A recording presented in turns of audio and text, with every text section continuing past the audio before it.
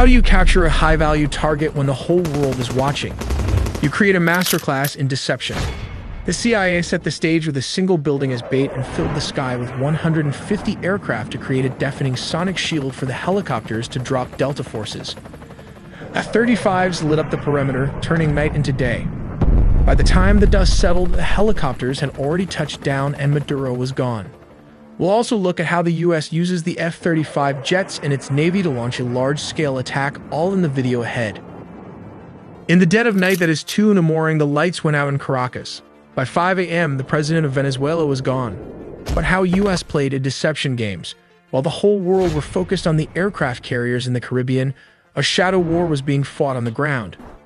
This wasn't an invasion, it was a surgical extraction.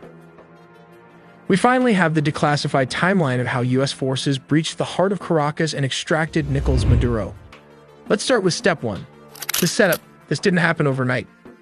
For months, the US had been tightening a naval quarantine around Venezuela. The US Gerald R. Ford Carrier Strike Group and the US Iwo Jima Amphibious Ready Group were parked off the coast. The pretext was clear. The US designated the Venezuelan government a narco-terrorist state, specifically targeting the drugs lords, but while the Navy squeezed the coast, intelligence assets were tracking one man.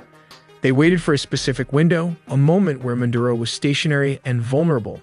Step 2. The strike. It began at exactly 2 in the morning Venezuelan Standard Time. High above, several F-35 stealth fighters punch a hole through the enemy lines, destabilizing their anti-air defenses. Like these Russian S-300 missiles located all over the strategic high-value target. With the skies cleared, the path opens for Delta Force helicopters to fly straight towards the mission.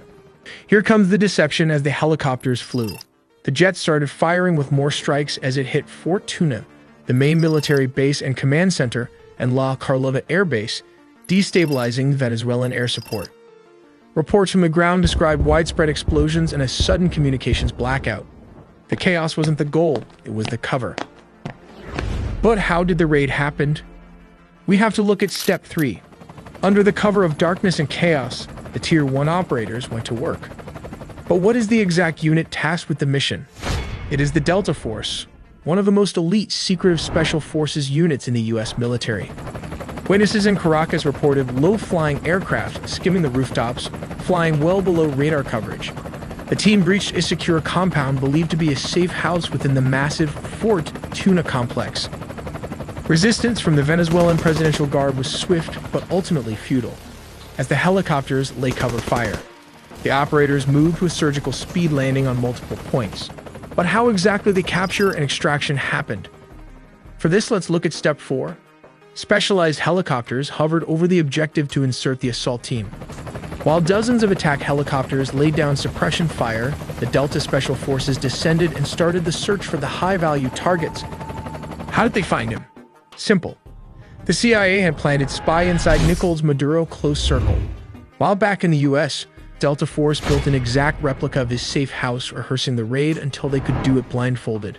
While operators breached the room so fast, his security could not even react to the situation as the sound of flash grenades disoriented the security guard. Using blowtorch, they caught him before he could even lock all the doors. Maduro's shock and awe froze him as Delta Force breached the compound. Nicolás Maduro and his wife, Celia Flores, were physically secured. This wasn't a negotiation. They were detained and immediately moved to the extraction point. These aircraft are capable of performing urban extractions from buildings and refueling in midair. Within minutes, they were airborne, leaving Venezuelan airspace and heading to a secure floating staging base in the Caribbean. This Operation Southern Spear has changed the geopolitical map of South America overnight. But wait, before after the extractions, there were reports of F-35 jets also leading the tip of the spear for the attack. We'll look how the United States used F-35 jets instead of X-16s for operations in Venezuela, because this is a well-organized and militarized Venezuela has positioned advanced Russian S-300 missile systems, Chinese radar networks, integrated Russian air defenses, and Shahed drones along its borders. This creates a highly lethal and challenging environment that older S-16s would struggle to survive. As stated, around 150 aircrafts and a massive 8 U.S. destroyers were stationed there. It also has 3 amphibious aircraft carrier and surveillance plane to turn it into a massive command and control juggernaut capable of overcoming a modern military's air defenses.